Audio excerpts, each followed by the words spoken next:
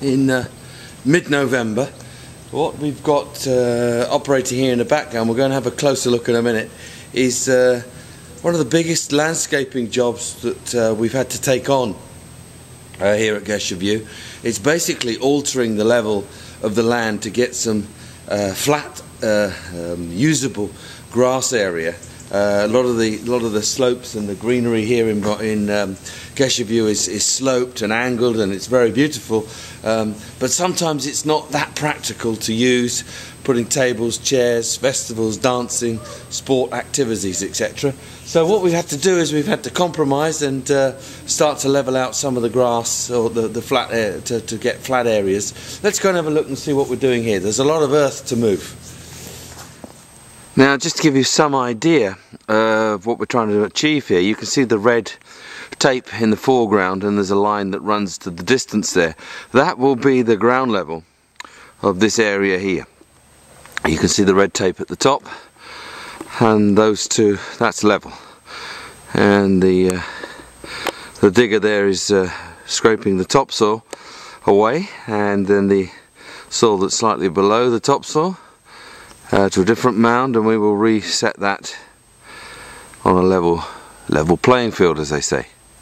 I'll give you some idea of the slope differential we're having to deal with.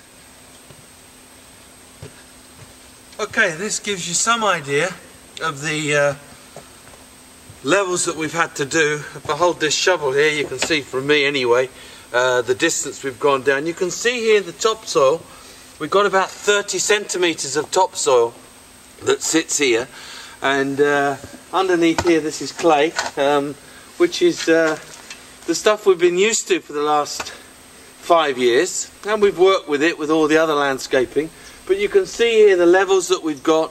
We've taken down about 1 metre, and this will be the level. We'll add to here the topsoil. I'll show you in a minute what we've taken away from here, and we'll level this out and it'll join, but it raises about 1.5, 3, 4, about here, chest level at one side, and we're going down 1 metre.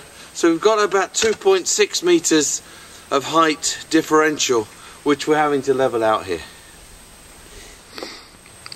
So the separation of the topsoil is very important. You can see on the left here the darker soil is obviously the topsoil, and we move across, you can see the 2 mounds of subsoil that we've placed there. That will go down first, and then on top of that it'll be placed over in that corner there. Can you see those posts, that red ticker tape showing you how much higher we've got to come up?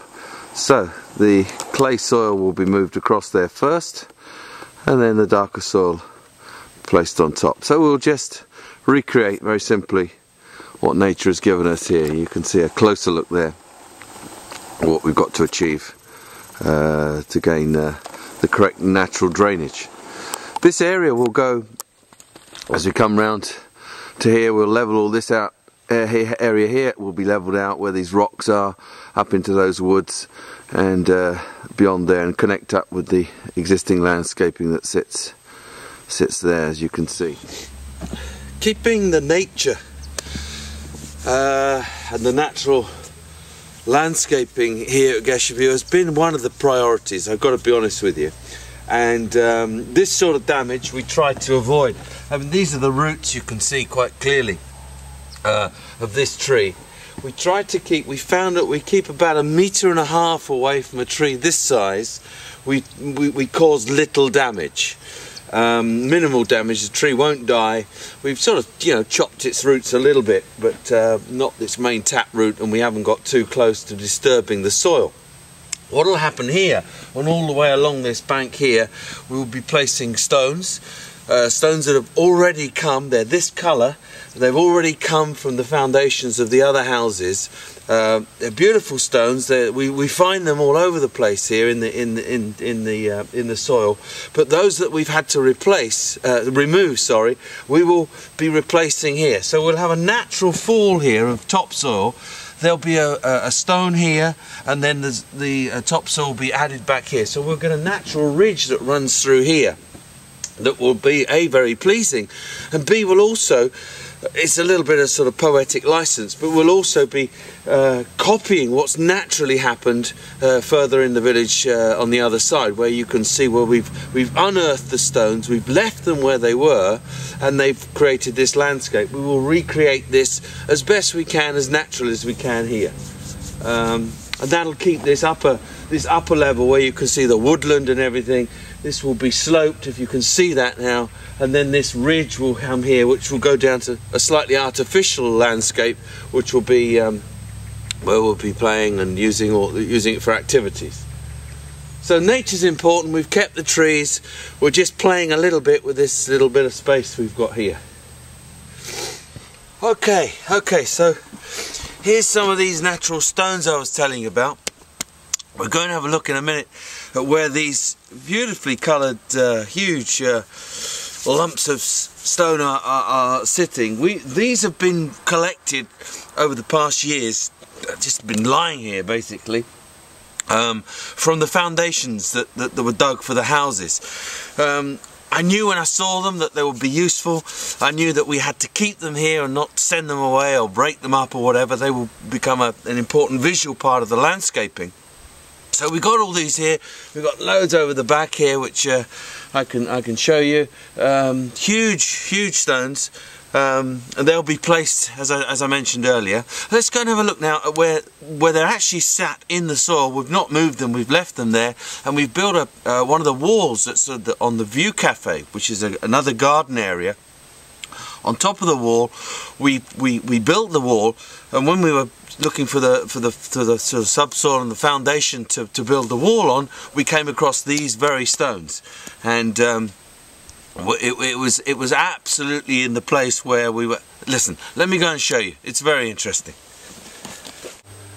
So here we are at the View Cafe. Here's one of those stones I told you about. This we moved about 5 meters. You can see it's a hefty old lump of stone. Serves a couple of purposes. Creates this lovely little area for a table to be placed, and also it supports the road here behind. So we've got two mechanisms one big piece of stone does. Number one, it's supported by all the other landscaping around it. It belongs here. It actually moved about 5 meters where we dug it up under the foundations, and it sits very comfortably with all the landscaping here. So let's look at these other stones that are under the foundations. So here are those stones.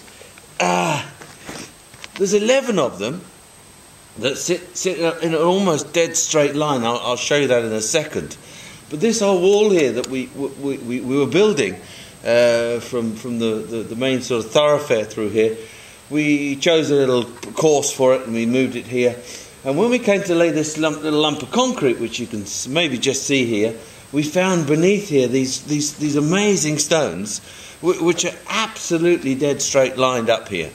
Now we're not sure whether they were laid here before or they're a natural phenomenon, but basically they were right under the foundation of this wall, which is the entrance to the View Cafe area. So you get my idea. I'll show you how these line up almost in a dead straight line, and that's more stones of Geshaview. So the landscaping up at the top end of the village, which is going to be now a recreational area. It always was planned for that. We're now moving on and really now starting to complete the whole of the landscaping area of Geshaview, keeping the natural elements and then just playing with nature just carefully as we can to bring in those elements that us humans like to enjoy. A little bit of flat grass, a little bit of bowling, a little bit of putting, a little bit of volleyball, a little bit of skittles, a little bit of dance area, a little bit of barbecue, a little bit of whatever we want to do on a bit of flat green grass.